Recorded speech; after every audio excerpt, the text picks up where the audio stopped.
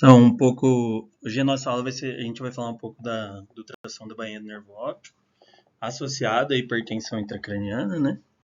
O que a gente tem de evidência, como fazer e por aí. Então, um resumo breve, fazer um resumo bem breve, assim, da anatomia, a correlação, por que pensaram, né? Por que vamos fazer o ultrassom da bainha do nervo óptico, como a gente vai fazer, os valores de referência, e se a variação do tamanho da bainha do nervo óptico é válido para a gente fazer um acompanhamento seriado nos nossos pacientes neurocríticos. Então, basicamente, o nervo óptico ele é uma estrutura que se comunica diretamente com o encéfalo. Então, qualquer variação de pressão, a gente vai conseguir ter alguma alteração no nervo óptico. Para a gente pensar, o sistema nervoso central ele tem as estruturas das meninges, né? Então, a dura mater, a pia mater e o espaço subaracnoide, eles se replicam assim também no nervo óptico. Então, entre o espaço aqui, a gente tem o espaço subaracnoide entre a bainha do nervo óptico. Esse espaço subaracnoide, embora essa última figura aqui não demonstre, e aparenta ter um fluxo livre de líquor, a estrutura onde a gente faz a aferição da bainha do nervo óptico, ela tem uma estrutura toda trabeculada. Então, embora tenha um fluxo de líquor, ele não é um fluxo livre de líquor. Assim como quando a gente tiver uma alteração da pressão no encéfalo, vai ter uma replicação dessa pressão com a dilatação da bainha do nervo óptico. E a questão dele ser trabeculado justifica o talvez porque não seja ideal a gente fazer uma avaliação seriada dessa bainha, porque a dilatação dela é precoce, só que o esvaziamento dessa bainha pode ser um pouquinho mais tardio. Como que a gente vai fazer essas aferições? A gente vai, uma medida que a gente vai fazer em torno aí de 2 a 3 centímetros da pele, então um transdutor de alta frequência, a gente geralmente opta pelo linear, ele tem em torno aí de 7,5 Hz. Sempre muito importante, por o olho ser uma estrutura muito sensível e muito delicada do paciente, a gente ter alguns cuidados. Então a gente pode proteger o olho, o gel pode ser muito irritativo para a mucosa ocular, então a gente tem grandes centros que fazem essa proteção com Tegaderm, para isso não gerar uma irritação no paciente. Sempre muito importante, quando a gente está concentrado na tela, a gente acaba esquecendo, às vezes no anseio de fazer uma janela boa, a pressão que a gente faz no olho.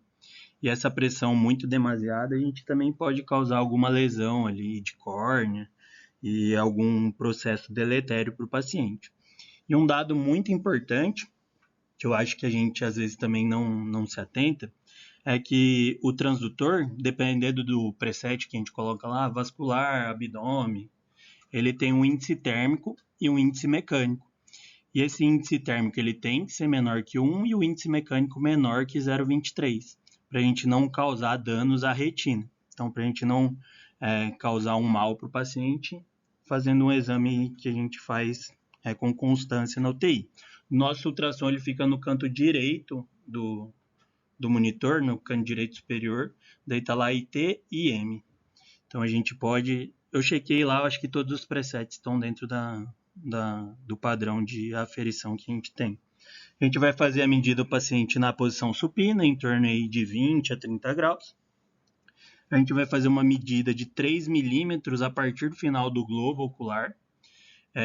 Isso porque é a região que a gente vai ter, a região mais próxima do globo ocular, ela tem uma distensibilidade muito pequena, por ser uma estrutura de fundo de saco. Então, próximo do olho, essa distensão vai ser muito menor. Então, a gente, em geral, a gente coloca, marca 3 milímetros e afere a bainha de maneira transversal a partir desse ponto. E a gente faz as medidas. Aqui algumas imagens para a gente ter uma ideia.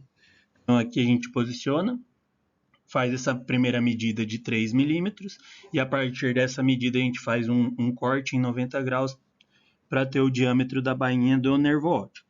Aqui nessa imagem, aqui mais do canto, a gente tem um achado, esse aqui é um papiledema, que não é tão comum da gente verificar no paciente que a gente está acompanhando a UTI, porque ele é uma alteração bem tardia, assim, de hipertensão intracraniana, mas às vezes pode acontecer. Então, achado de gravidade é importante para a gente ter a realização do ultrassom da bainha do ódio.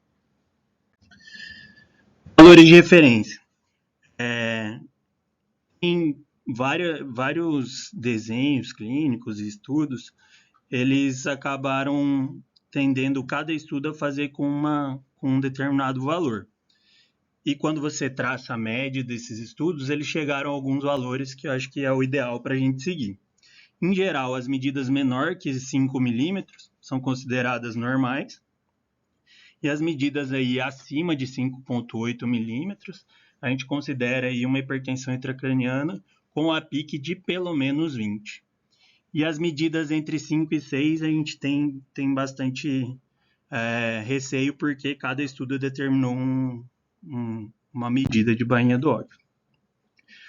O principal estudo aí que primeiro eles fizeram um desenho, fizeram uma análise, né, uma meta-análise de vários estudos, selecionaram os estudos com menos viés, com menos risco de viés, e eles traçaram um gráfico para tentar estimar a especificidade e a sensibilidade da bainha do nervo óptico para a hipertensão intracraniana. Nesse estudo, eles ainda não viram a variação dessas medidas. E eles chegaram aí uma sensibilidade, especificidade próximo de 90%, aí, tanto de sensibilidade quanto de especificidade. E por que a gente chega a esses valores? Teve uma variação dentro desses estudos. Eles utilizaram, para considerar a hipertensão intracraniana, a medida da bainha aí de 4,8 a 5,8.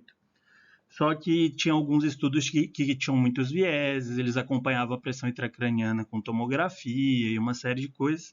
Então, os grandes centros, eles assumem como uma hipertensão intracraniana mesmo, entre 5,6 e 5,8, que foram mais ou menos o que deu de todos os estudos que utilizaram e acompanharam com PIC e DVE.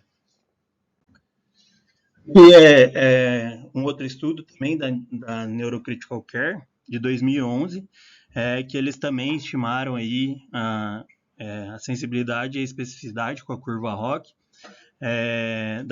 da bainha na detecção de hipertensão intracraniana acima de 20 milímetros, e chegaram a números aí bem confiáveis, aí, de uma sensibilidade e uma especificidade bem altos. Então, indubitavelmente, a ultrassom da bainha do nervo óptico ele é muito bom para ver a hipertensão intracraniana. A gente não sabe em que cenário, em que momento da doença esse paciente está, ou se ele já reverteu essa hipertensão intracraniana e ainda está com uma certa dilatação de bainha do óptico. Pensando nisso, eles fizeram um estudo, e esse estudo foi publicado na Critical Care em 2012, em que eles fizeram 613 medidas em 73 pacientes, acompanhando o valor de PIC, o valor da PIC em pacientes com PIC e DVE, e acompanhando a detecção aí dessa variação. Então, nesse estudo, a gente pode perceber que quanto maior a flutuação da PIC, o método ele acaba perdendo especificidade. Então, quando a PIC varia em torno de 10 milímetros, ele já tem uma especificidade maior, e quando ela menos varia, a especificidade fica maior. E quando essa PIC varia em mais do que 20 milímetros de mercúrio, a especificidade já cai para em torno de 74%.